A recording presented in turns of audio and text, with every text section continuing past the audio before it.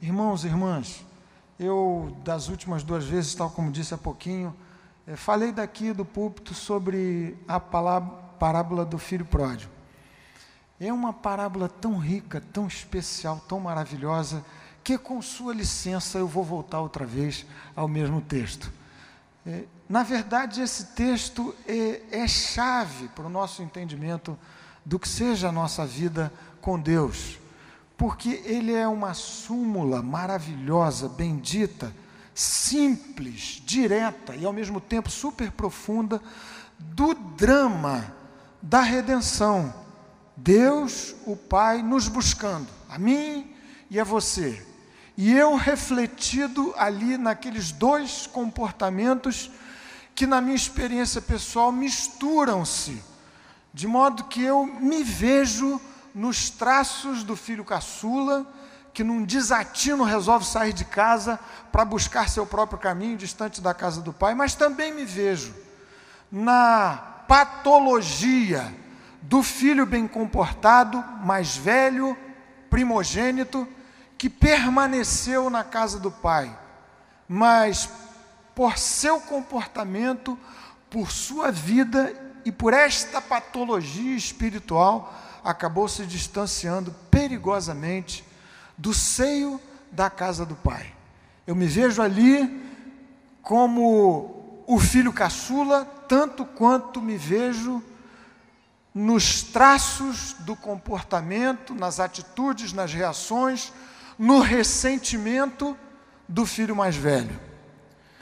E acontece que, na verdade, o centro do texto que nós vamos ler não está nem no filho mais novo, nem no filho mais velho. Talvez a mais desconcertante conclusão que esse texto de Lucas, capítulo 15, a partir do verso 11, que nós vamos ler outra vez, esteja no fato de que eu preciso mirar o comportamento do Pai. É para lá que Deus me chama. Me chama de volta ao seio super seguro da casa do Pai, que significa o próprio coração de Deus, a presença de Deus, a vida com Deus, o enquadramento da minha biografia nos termos totais da vontade de Deus, mas não é para eu parar na volta à casa do Pai.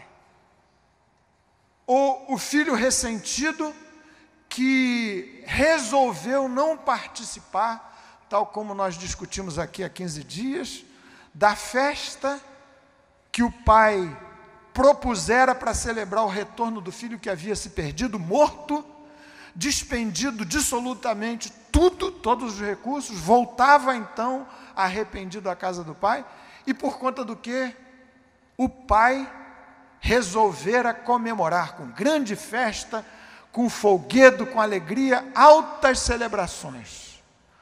O ressentido e bem comportado filho resolveu não participar. Não se sabe, na conclusão daquela parábola, se afinal de contas o pai conseguiu, na conciliação que tentou, trazer de volta para a festa o filho mais velho. Mas o fato é que a parábola e a história da redenção, enfim, me convidam, me desafiam para aquilo que seja certamente a mais desconcertante das lições que desse texto tão rico a gente possa tirar. Deus me chama para ser semelhante ao Pai, porque é matéria vencida, indiscutível, o fato de que eu me pareço muitíssimo com caçula, desarvorado, desatinado, aqui e ali, nos lances da minha vida e da minha história, me afastando da casa de Deus, da casa do Pai.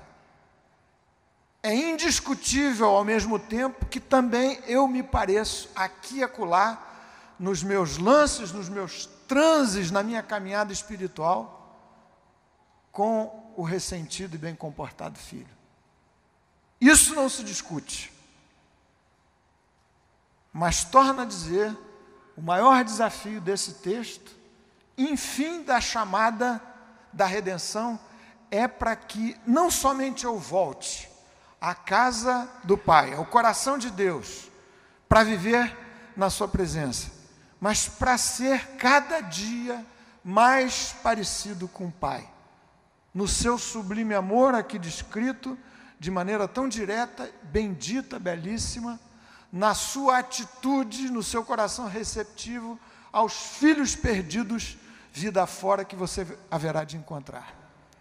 É sob essa ótica, sob essa perspectiva, que eu gostaria de ler outra vez o texto, para fazer aqui alguns comentários, poucos, não muitos, em seguida orar com vocês mais uma vez. Lucas capítulo 15, do verso 11 em diante. Você que já ficou tanto tempo sentado, por favor, se coloque de pé mais um minutinho, de modo que a gente vai ler de pé esse texto preciosíssimo. De outras vezes comentei aqui o fato de que Jesus tinha em mente o público que o reprovara, que o censurara, descrito no verso 1, no verso 2 desse mesmo capítulo.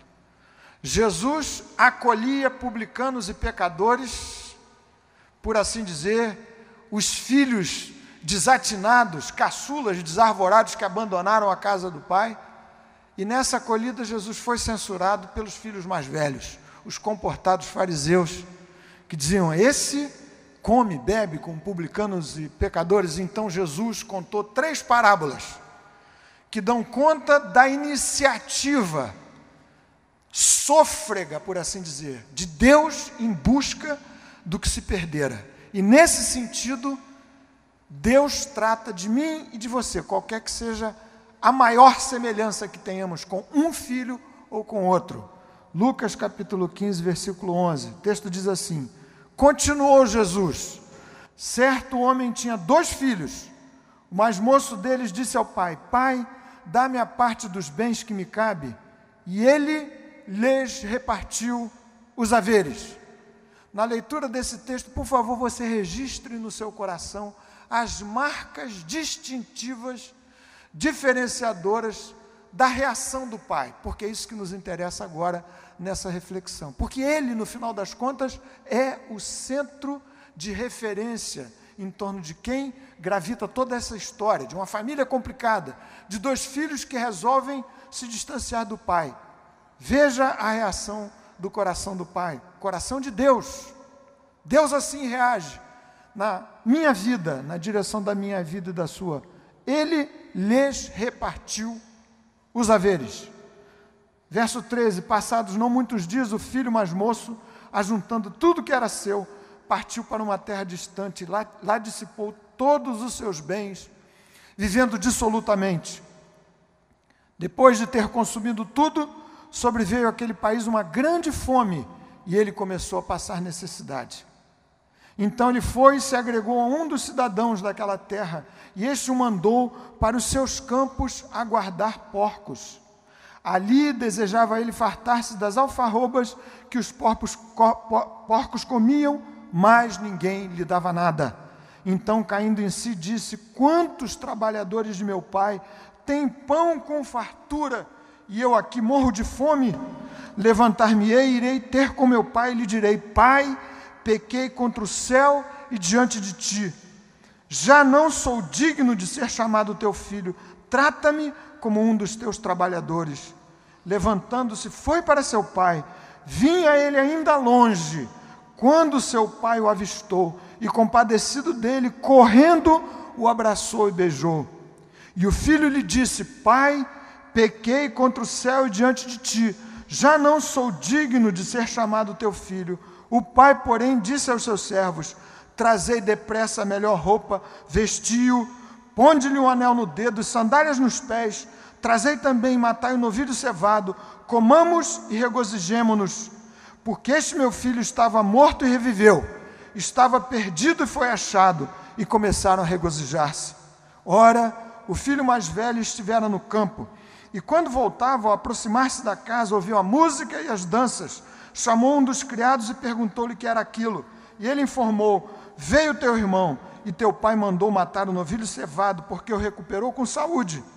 Ele se indignou e não queria entrar. Saindo, porém, o pai procurava conciliá-lo, mas ele respondeu ao seu pai: há tantos anos que te sirvo, sem jamais transgredir uma ordem tua, e nunca me deste um cabrito sequer para alegrar-me com os meus amigos. Vindo, porém, esse teu filho, que desperdiçou os teus bens com meretrizes, tu mandaste matar para ele um novilho cevado.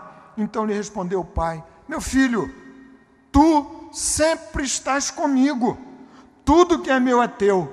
Entretanto, era preciso que nos regozijássemos e nos alegrássemos, porque este teu irmão estava morto e reviveu, estava perdido e foi achado. Amém. Que o Espírito inspirador dessa tão preciosa Escritura seja o mesmo que lance luz no nosso coração, enquanto em torno dela nós refletirmos agora. Você pode se assentar.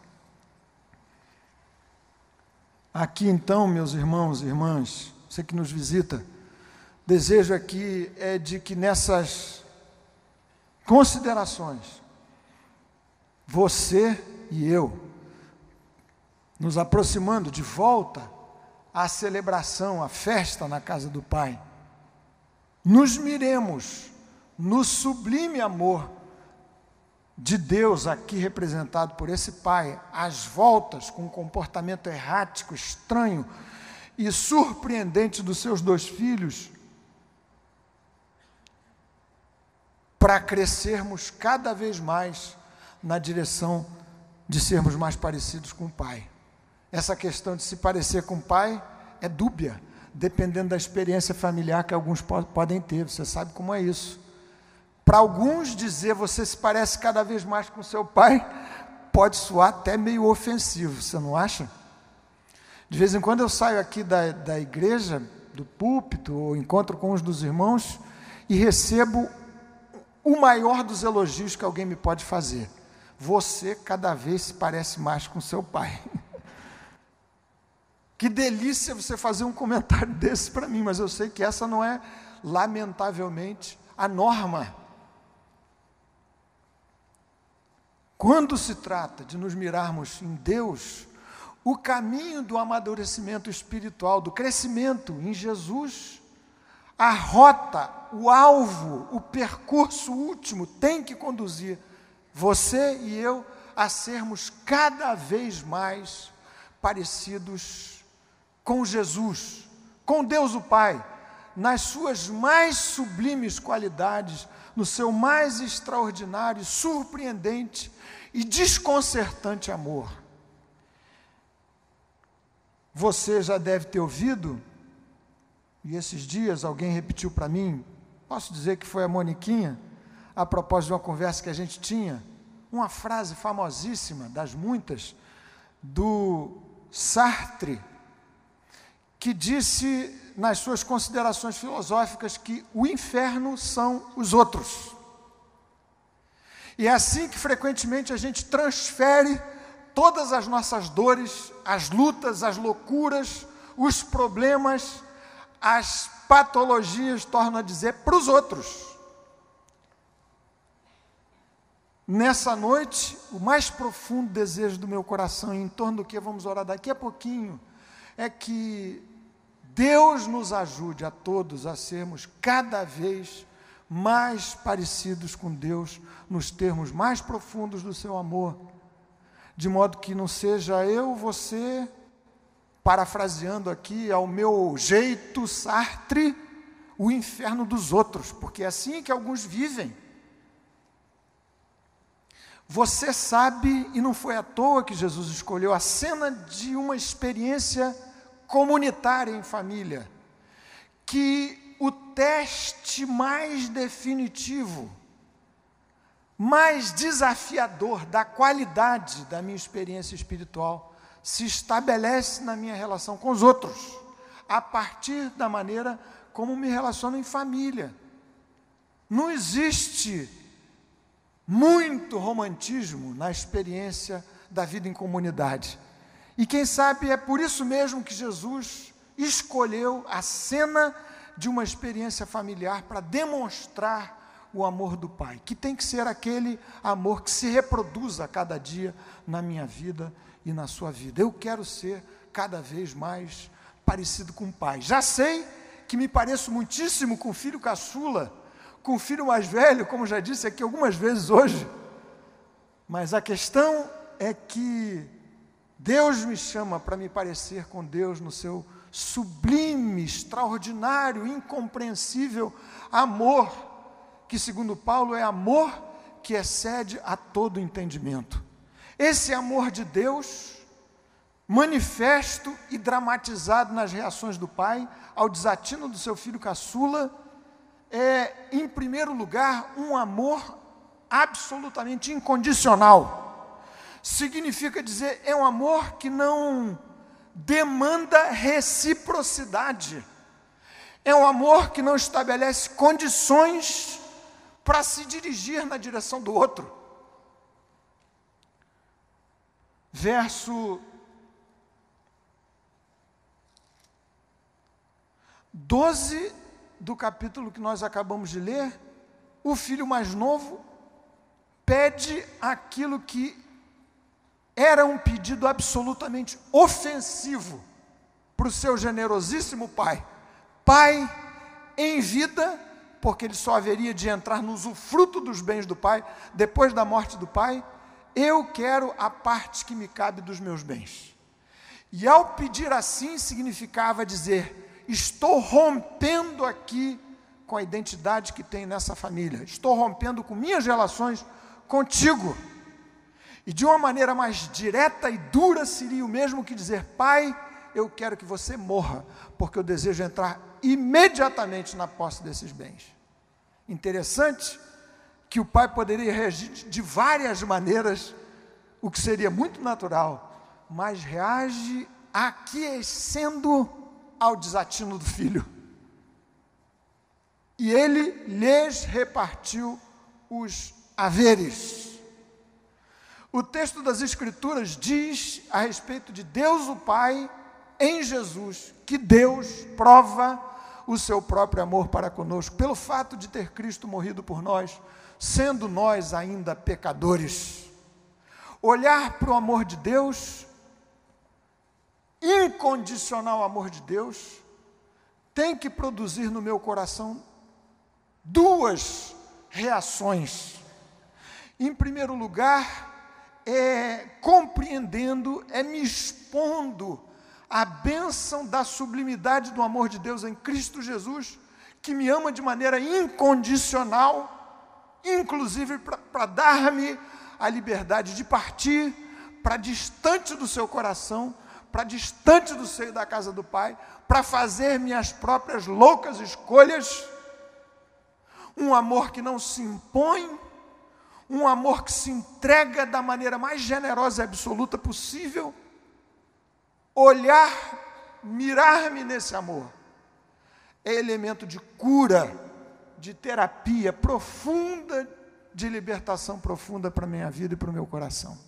Mas também deve ser um estímulo para que eu viva da mesma forma, amando a cada dia nessa jornada bendita de maturidade espiritual, de amadurecimento espiritual, amando também sem impor a priori condições de reciprocidade. Em geral, o meu amor, os meus amores, a minha atenção, demanda a volta. Faço as coisas na expectativa de ser reconhecido por alguém, por alguns, pelos que são o objeto direto dos meus amores. O amor de Deus não. Aqui Ele me chama para viver da mesma forma. Sede vós perfeitos como perfeito é o vosso Pai que está nos céus. João capítulo 15, verso 17 de Jesus, amai-vos uns aos outros como eu vos amei. De modo que o amor do Pai é referência completa para a minha experiência espiritual de crescimento em Deus. Esse amor é totalmente incondicional. Na sua vida, na minha vida, na nossa vida, em família, em comunidade, no mundo, enfim, nas minhas relações com o outro, com os outros, tenho sido chamado, de um lado, a viver integralmente a bênção extraordinária do amor incondicional de Deus, que fez Jesus morrer na cruz do Calvário, essa morte bendita, libertadora da salvação que acabamos de celebrar na ceia, mas também É um desafio para que eu viva as minhas relações manifestando o mesmo amor incondicional. Só o amor incondicional de Deus cura muitas feridas que eu me arriscaria a dizer já feriram a 100% de nós aqui. Naquelas instâncias em que você viveu de alguma forma a mesma dolorosíssima experiência de rejeição que esse pai viveu diante do seu filho caçula. Ou será que, ao longo da vida, construindo as relações pessoais, familiares, de amizade, mesmo na igreja, vida fora, mundo adentro, você já não se viu rejeitado, já não se sentiu ferido por conta de um amor que não alcançou reciprocidade, via de mão única? Quando compreendo como Deus me ama, de maneira completamente incondicional, acabo por ser pelo Espírito Santo curado dessas feridas que no coração de alguns parece que não fecham nunca, não cicatrizam nunca, tornando as suas vidas miseráveis vidas. Esse amor incondicional é extremamente generoso, desprendido. E o texto prossegue dizendo, eu quero destacar com vocês aqui uma segunda qualidade do sublime amor do Pai, que me inspira a viver da mesma forma, que me desafia a viver nos mesmos termos e que ao mesmo tempo cura o meu ferido coração de pecador. Verso 20, viram a reação do pai diante da volta do filho? Tresloucado, gastador, desperdiçador do melhor recurso do seu pai. Ao voltar, verso 20 diz da reação do pai: vinha ele ainda longe, quando seu pai o avistou, e compadecido dele, correndo, o abraçou e beijou, e propôs a festa mais extraordinária que ele poderia oferecer na casa. O amor de Deus, o amor do Pai, que me cura, e eu preciso entender os termos desse amor para ser curado a cada dia por esse amor, que me desafia a viver nos mesmos termos, é um amor profundamente misericordioso. É um amor capaz de avistar o ofensor e não lhe cobrar a fatura a ele atribuída, o débito contraído por conta da ofensa cometida contra você. Assim Deus me tratou, assim Deus me trata a cada dia, em cada momento da minha experiência pessoal, um amor profundamente misericordioso. E lendo esse texto, refletindo sobre ele, lendo os comentários, um dos quais Geraldo, meu querido irmão aqui, me entregou. Culpa do Geraldo eu estar falando outra vez dessa parábola. Livro maravilhoso que ele me emprestou, já li todinho, viu, Geraldo? Essa semana. E trouxe de volta para não arriscar perder esse exemplar único que ele guardou tão carinhosamente, do Henry Noel. E esse amor misericordioso de Deus, como é que eu reagiria como pai diante de um filho que tivesse cometido o mesmo desatino, a mesma ruptura produzida no seio da família? No mínimo, um belíssimo sermão, vocês não acham? No mínimo, no mínimo. Isso não se passa lá em casa, de jeito nenhum, estou falando hipoteticamente. É só para você refletir, deve acontecer na casa de vocês. Na minha, não. Mas eu sei de alguns filhos que às vezes querem voltar para conversar com os pais e tudo, mas até previnem: pai, por favor, sem sermão. Até volto, até mudo, mas não faz sermão, não. Não venha com seus 1000 argumentos para deixar explícita a minha falha, para expor ao máximo as minhas fraquezas. que me levaram a despender o melhor da tua herança e da minha herança longe da casa do Pai. Esse pai recebe da maneira mais generosa, misericórdia aberta possível o seu filho arrependido. Compreender o amor misericordioso de Deus significa me ver livre de um aguilhão que inferniza a alma de tantos, inclusive de tantos crentes, que é o aguilhão da culpa, com o que ficou para trás, com os desperdícios que você cometeu no passado, que eu cometi no passado, os gastos das 1000 oportunidades que se perderam por conta de uma experiência distante do coração de Deus, do coração do Pai. Quando compreendo que este meu Deus, Pai precioso, generoso, me recebe de modo super misericordioso, meu coração é curado. E consigo viver em liberdade absoluta e plena, porque sei que o sangue de Jesus Cristo, seu Filho, nos purifica de todo pecado. Não há espaço no coração do crente, do filho que volta à casa do Pai, para a chaga, para o aguilhão da culpa.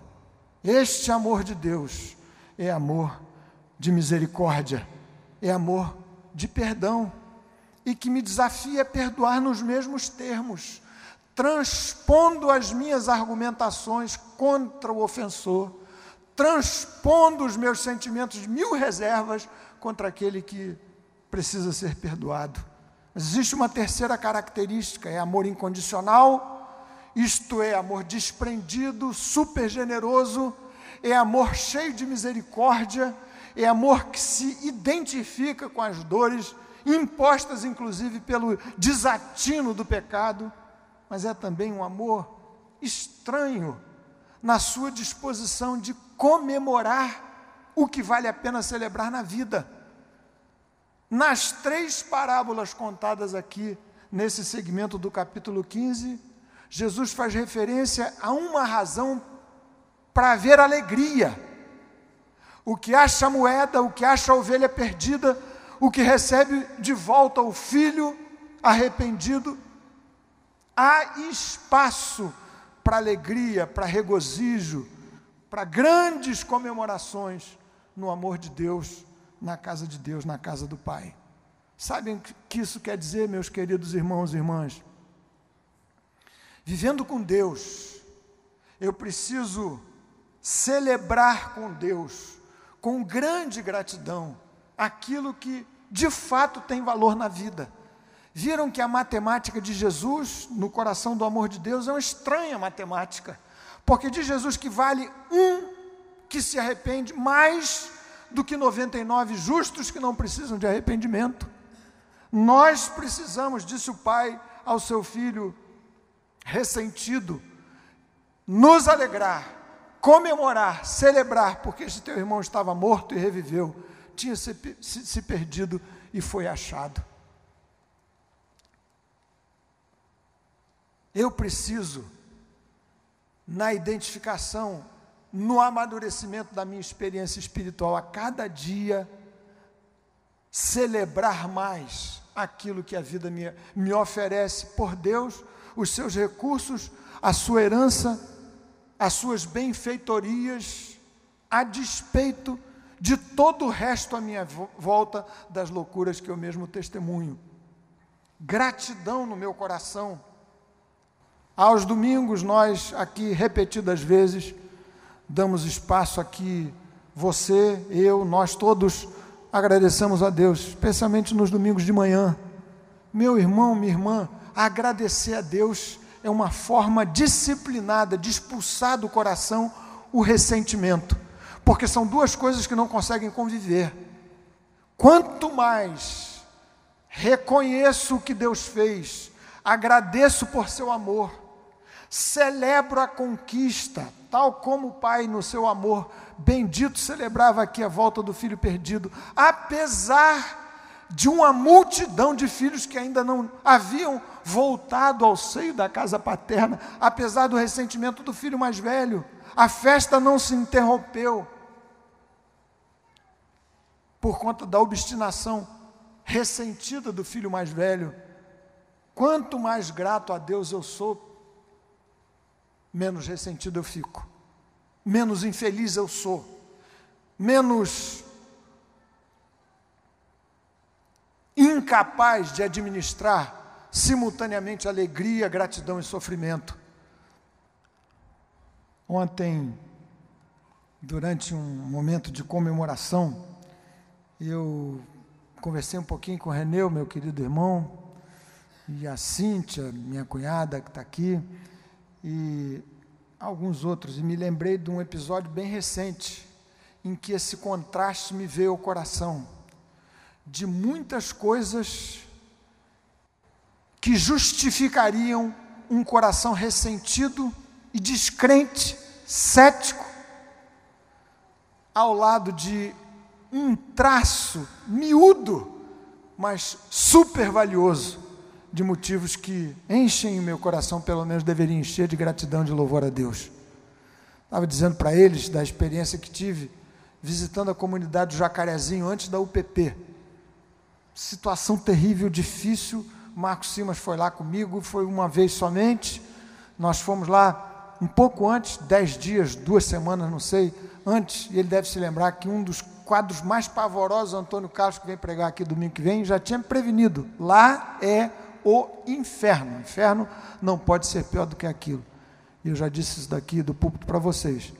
Mas o impressionante daquele quadro, lá pelas tantas, um campo de futebol, tamanho quase oficial, um mar de lama, porcos literalmente comendo ali daquela lavagem, com um monte, dezenas de pessoas ali viciados em crack. Do outro lado do campo, uns crentes cantando e fazendo o que me parecia ser um culto ao ar livre, pelo menos ao ar livre, era evangelístico. E olhando aquela cena próxima do bizarro, aquele quadro infernal, com gente se identificando com a palavra de Deus no meio do inferno, para falar de Jesus, me trouxe ao coração a ideia de que, assim como o amor de Deus é capaz de celebrar o valor de um que se arrepende, a despeito de 99 ou de milhares e centenas que ainda carecem de arrependimento e encontram-se perdidos. Esse é um amor bendito, que tem que tonificar, por assim dizer, o coração da igreja, de modo que sejamos dia a dia gratos, dispostos a comemorar as grandes vitórias que Deus nos concede, a despeito do sofrimento que corre em paralelo com tudo isso. Finalmente, esse texto indica que o amor de Deus é um amor reconciliador. Vocês viram o texto do versículo 29, do capítulo 15, e versículo 28. O pai procurava conciliá-lo. O amor de Deus é um amor essencialmente missionário. É um amor que busca a conciliação, que peleja até o esgotamento dos seus recursos e dos seus mais engendrados argumentos, para trazer de volta para casa, para o meio da festa, o que se perdeu, seja o caçula, seja o mais velho. É um amor reconciliador. Segundo a carta de Paulo aos Coríntios, capítulo 5, verso 15 em diante, o que se está dito ali a respeito do amor de Deus é que Deus estava em Cristo reconciliando consigo o mundo e nos deu o ministério da reconciliação. Meus irmãos e irmãs, eu já estou terminando para a gente orar. Você sabe muito bem que o mundo, as gentes, as nações e, eventualmente, a própria igreja acaba se organizando na forma de segmentos sociais, raciais, de classe e de tantos outros. O Evangelho de Jesus, expresso no amor reconciliador de Deus, dissolve e derruba absolutamente todas essas barreiras. Esse final de semana eu vi mais de um programa comemorativo dos 50 anos daquela marcha histórica lá em Washington, comandada pelo pastor Martin Luther King. E os comentários são de que, passados 50 anos, ainda há enormes distanciamentos sociais, raciais, etc., inclusive na sociedade norte-americana. Esse amor reconciliador de Deus me desafia, tanto para achar-me no seio da casa do Pai, de volta à festa, tendo sido com Deus reconciliado pelo sangue de Jesus, mas para amar também de maneira a reconciliar, ultrapassar as barreiras, dissolver por meio da minha experiência pessoal nas relações em família, sentido lato do termo, nas minhas relações sociais e pessoais, promover o ministério da reconciliação. Reconciliação do homem perdido com Deus, reconciliação dos homens uns com os outros. Ainda hoje, lá em casa, no almoço, a gente riu, lembrando de uma pessoa muito querida que dizia o seguinte: eu não sou racista, até tenho uma doméstica negra na minha casa. Quantas barreiras que não podem nunca ser trazidas para o meu coração, para a minha vida de crente em Jesus. O amor do Pai, carta aos Efésios, capítulo 2, capítulo 3, capítulo 4. O amor do Pai é um amor reconciliador, de modo que somos um em Jesus. Caem-se as barreiras quando compreendemos que o amor do Pai é um amor reconciliador. Eu quero orar com vocês nessa hora. Vou pedir que você incline a sua cabeça, feche os seus olhos.